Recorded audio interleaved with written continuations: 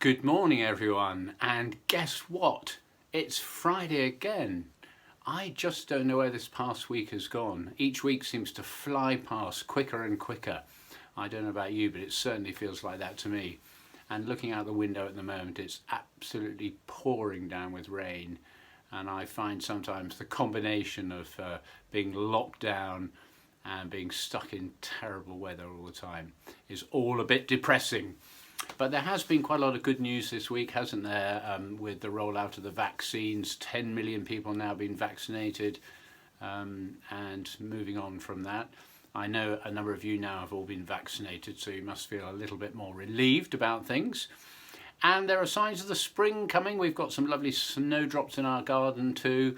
And so sort of the hopes of optimism for the future, and I'm sure that gradually things will improve and our mood will get better. We've been through the worst. I mean, we're fortunate, and many families not as fortunate with these terrible death tolls, but let's hope and pray that things gradually get better and better. Anyway, how did you get on with Quickfire 5? I had 2 people tell me that they got 5 last week. Getting smug out there, I think. I'll give you the answers for last week, and I have 5 more very random questions. As ever, I'm sorry there are no prizes. It's just a little bit of fun, just to keep your brain ticking over. So here we go. So what was the first one? The Scottish one last week. Which Scottish composer lived most of his life on the Orkney Islands, wrote 10 symphonies, and died in 2016? Well, the answer was Sir Peter Maxwell Davies, a reasonably well-known composer. I'm not familiar with a lot of his music. I love that beautiful Farewell to Stromness.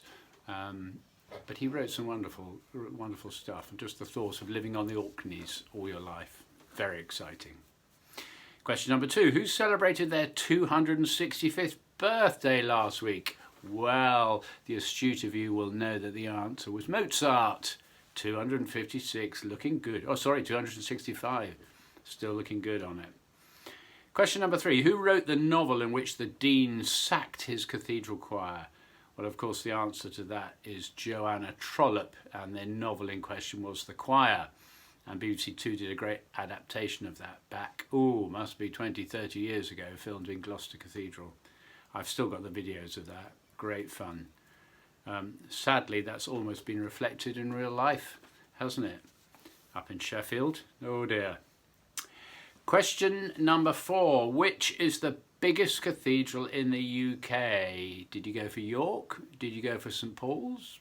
Well, the answer is Liverpool Anglican Cathedral, Gilbert Scott's Liverpool Anglican Cathedral. I don't know the dimensions, but it's massive. And finally, who wrote the Bell Anthem, and why was it called the Bell Anthem? Well, the Bell Anthem, Rejoice in the Lord Always, was written by Henry Purcell, and it's called the Bell Anthem because the prelude, the overture at the beginning of it, features a lot of descending scales which are supposed to mimic the ringing of bells. Very uplifting and joyful. A wonderful piece. We ought to do that again in St Mary's before too long, when we can. So, did you get 5? Let me know if you did. So to this week, a little bit more obscure questions here. I like to keep you on your toes. So question number 1. Here are 4 very famous people from different walks of life. 3 of them were cathedral choristers. 1 of them wasn't. Can you tell me the odd one out who wasn't a cathedral chorister? So there's the MP, David Lammy. There's the newsreader, John Snow. There's the actor and broadcaster, Simon Russell Beale. And there's the former Prime Minister, Tony Blair. David Lammy, John Snow, Simon Russell Beale, Tony Blair. 1 of those wasn't a cathedral chorister, although in fact all of them went to cathedral schools, even the odd one out. Question number 2 is a rather obscure question. You might find this one a bit difficult, but it's another rather fun story. There was a very famous German composer who ruined his own performance career by using a homemade finger stretching device. He wanted to make his fingers longer, and he invented this and put it on his fingers while he was practicing the piano, and it actually damaged his fingers, and he couldn't perform after that. Who is that? Very well-known German composer. Question number 3. I'm going to give you the line from a hymn, the first line from a hymn. Can you tell me what the second line is, just for fun? O Lord my God, when I in awesome wonder. What line comes next? Question number 4, for those of you who love early polyphony. Do you know what Palestrina's full name was? His full name. And question number 5, somebody dear to my heart. Which priest and poet lived just outside Salisbury and walked to Cathedral Evensong every day, describing it as his heaven on earth? Who was that priest and poet? So there we go. 5 more questions for you. I'll be amazed if you get all 5 right, especially that one with the fingers. But we shall see. I'm just going to edit this for a second because the dog wants to leave the room. So hang on a second. Back again. No doubt the dog will be back in a minute because it's absolutely pouring with rain. He doesn't like the rain out there, so I'll listen out for the bark. Anyway, at this point in my ramble each week, I just point you to the Swanage Team website, www.swanageteam.com, where you can view this Sunday's liturgy and join in a couple more lovely hymns. Or you can go to church in person on Sunday morning at 8 o'clock or at 10:30. So 2 options for you there. Good. So to my choice of music for this week, and this is a real blockbuster. I thought we're coming up to Lent now, Ash Wednesday in a week or so, and I'm sure during Lent I'll be thinking about some more reflective pieces, some of that beautiful liturgy. But one of the special things about Lent is to be able to sing Kyries, and there are so many beautiful settings to the Kyrie. But one of my absolute favourites, and I use the word blockbuster, is one written by Louis Vienne, French composer, the Messe Solennelle. Now, Vienne lived at the end of the 19th, early 20th century. He was part of those set of wonderful Parisian organist composers, Vienne, Widor, Guillemot, César Franck, later Duruflé, Jean Langlais. The list is endless. It really is spectacular. And Vienne wrote 6 organ symphonies, which are right up there at the top as some of the greatest bits of organ repertoire. He wrote that wonderful Carillon de Westminster. But he also wrote this amazing mass, the Messe Solennelle, which he wrote for Notre Dame Cathedral, and it's written for 2 organs and a choir part. Vienne himself was a bit of a child prodigy. When he was born, he had very limited sight. He had cataracts, and so for most of his life he was almost blind. He studied with César Franck and later with Widor. He became Widor's assistant, and he really was a child prodigy. It's said that when he was 2 years old, somebody played him a Schumann lullaby, and he played it back on the piano. Age 2, pretty good, isn't it? Anyway, eventually he was appointed, I think in 1900, he was appointed organist in Notre Dame in Paris, and he stayed there for 37 years.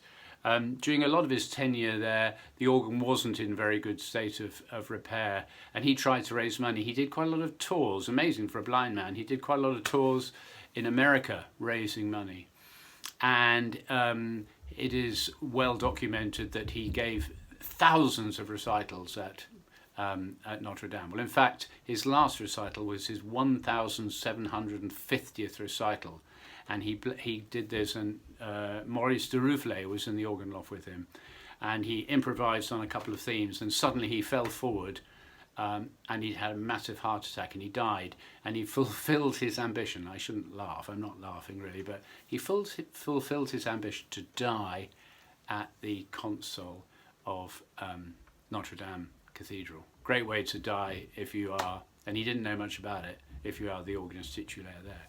Anyway, the Messe Solennelle, as I say, is written for 2 organs. It's written for that massive, wonderful, wonderful organ at the west end of the cathedral, and then the choir organ in the choir where the choir sing, which accompanies the choir. So that is the ideal scenario, but also you can play it all on one organ. But it is dramatic, it's so thrilling, in fact it's so exciting, and I love it so much that I thought today, just for a change, I'd play you the first opening bit from the Grand Orgue.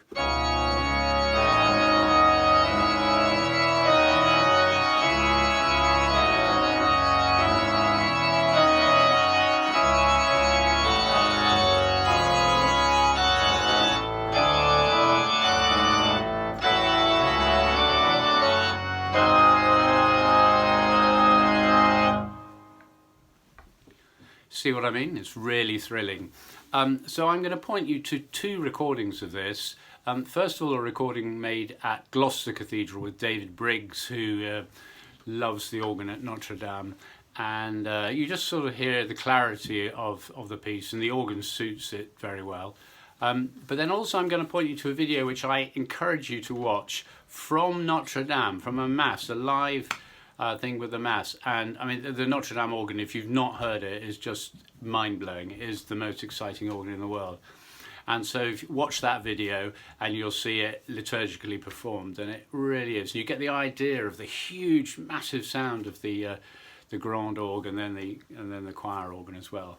I love watching that video, actually, partly because some of the kids in the choir, some of them are singing their hearts out, others of them seem to have no clue where they are. But there we go, that's sort of just quite entertaining as well. But so that's the Kyrie from the Messe Solennelle by Louis Vierne. So I hope that gets you in the mood for Lent. Now I'm just going to do 1 or 2 warm-up exercises and hope the sun comes out later today. See you in a moment.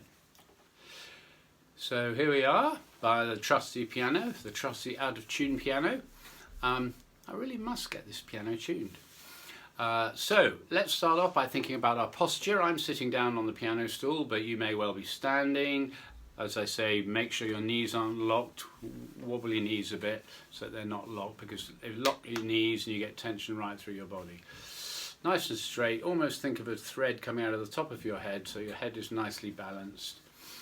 Like that. Okay, now 1 or 2 people have asked me about breathing, and they say they find their breathing for singing a little bit tricky, and could I just make 1 or 2 comments about that. So although these aren't masterclasses in singing and breathing, I thought I will just address that slightly. So as we've talked about before, first of all, just remember when you're breathing that you mustn't let your shoulders go up, so your breath needs to be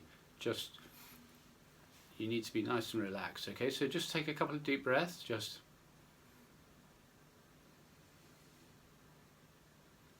now you can, I'll stand up here, you can put your hands like that with your fingers on your 2 middle fingers touching, and when you breathe in you should just be able to push your fingers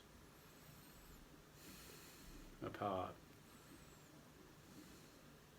Might also try putting your hands on your lower back on either side, really where your kidneys are, and just imagining you're filling up there and just breathing in, just that sense of and out and in and out. I'll sit down again. And then you can think about, lots of people say, oh, I run out of breath very quickly, so you can train your breathing a little bit. A very good one is what they call the kettle exercise.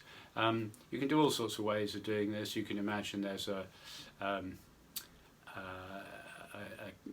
candle, your finger is a candle, and you're blowing, and you can sense your diaphragm working just by puffing like that. That's a good one. But in terms of control of your breath, the kettle exercise is very good, and it's a sort of hissing exercise. So you breathe in, and you hold your breath, and then you let it out gently by hissing. So if you, for example, want to count to 8 as you exhale, so doing something like this. So you breathe in, and then you go like this.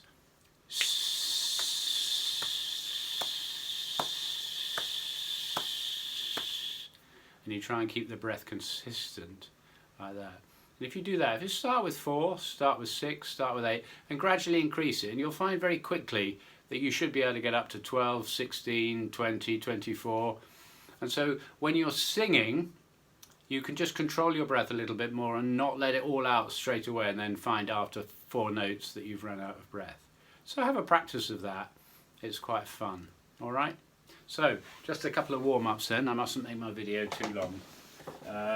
Shall we hum?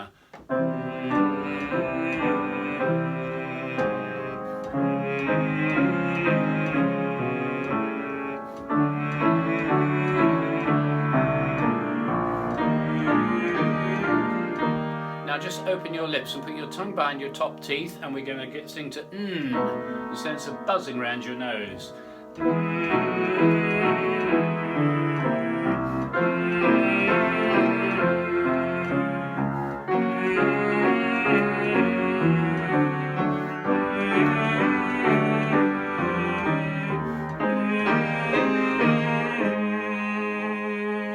That takes us to A flat.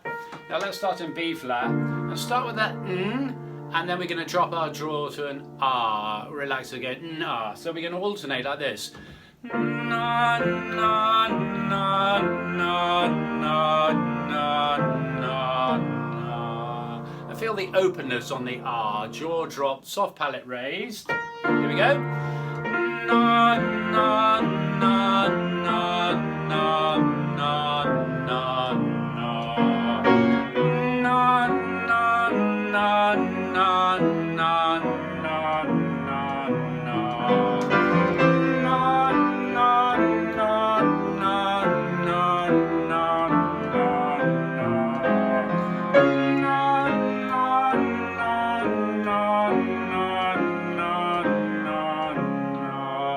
Now you've got a nice bright R. Let's just go to R.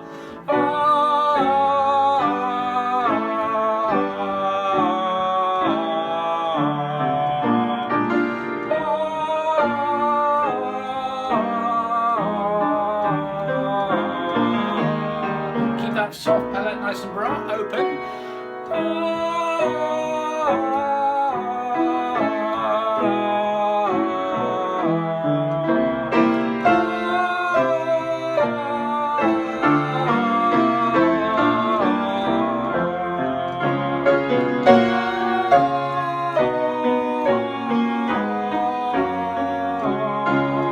Last one.